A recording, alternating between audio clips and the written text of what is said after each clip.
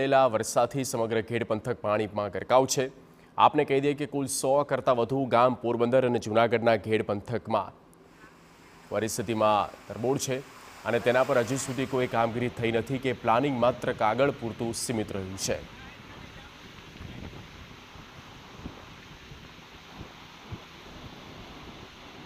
માધવપુરમાં 2 દિવસમાં 10 ઇંચ વરસાદ નોંધાયો, જેના લીધે માધવપુર ઘેડ સહિતના પંથકમાં ભારે વરસાદથી સર્વત્ર પાણી થયું।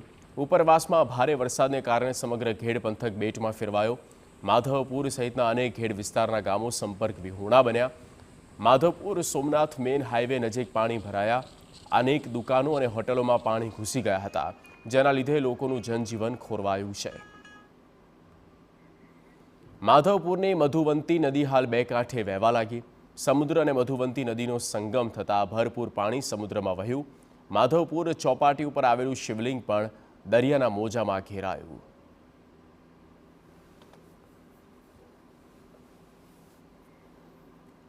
તો ઓઝત નદીની પાળ તૂટી જતા બામણસા ગામના હજારો એકર ખેતરમાં પાણી ફરી વળ્યા। ખેડૂતોની જમીનનું ધોવાણ થતાં નુકસાની વેઠવાનો વારો આવ્યો। આ પાળ તૂટતા આસપાસના 5 જેટલા ગામના લોકોને અસર થઈ। 1,36,00,000ના ખર્ચે બનેલો નદીનો પાળો તૂટતા પાણી આસપાસના વિસ્તારમાં ફરી વળ્યા। લોકોએ સમસ્યાનો તાત્કાલિક નિકાલ કરવા માંગ કરી છે। ઓઝત અને ઉબેણ નદીમાં પાણી આવે એટલે કેશોદ, માણાવદર અને વંથલી સહિતના 3 તાલુકાના ગામોને અસર થાય। અહીં સૌથી મોટો પ્રશ્ન એ થાય કે રમેશ ધડુક સાંસદ હતા ત્યારે 1,36,00,000ના ખર્ચે પાળો બનાવાયો હતો।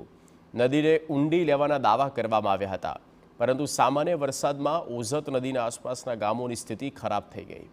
તંત્રની કામગીરીના દાવા પોકળ સાબિત થયા અને ભારે વરસાદ આવે અને નદીમાં પૂર આવે તો 30થી વધુ ગામોની હાલત ખરાબ થઈ શકે છે।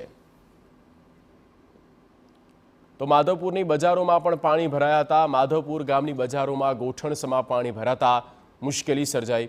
8 દિવસ સુધી બજારોમાં પાણી ભરાઈ રહેતા લોકોને હાલાકી પડી। બજારોમાં પાણી ભરાતા વેપારીઓનો માલ સામાન પલળ્યો, તેમને નુકસાની વેઠવાનો વારો આવ્યો હતો। દર વર્ષે બજારોમાં પાણી ભરાઈ જાય, ઘરમાં પાણી ઘૂસી જાય। રાષ્ટ્રીય મેળાની વાતો કરે છે સરકાર, પણ એ મહિલા વિકાસ કંઈ થયો નથી। પ્રાથમિક સુવિધા કોઈ જાતની નથી આવી અને જે કરી રહ્યા છે, દાખલા તરીકે કે દવાખાનામાં તો કે ડૉક્ટર નથી, કોઈ સુવિધા નથી અને બીજા સ્થળોના વિકાસને પૈસા ખોટા વેડફે છે। એના કરતાં દવાખાનામાં બી કરે। દર વર્ષે આ ગ્રાઉન્ડની અંદર મેળા ગ્રાઉન્ડમાં પાણી, ગામમાં પાણી, ઘરમાં પાણી દર વર્ષે, એની કોઈ સગવડ થતી નથી કે આ પાણી પાછા આ લોકોને હેરાન ન થાય અને અંદર ન ઘૂસે પાણી।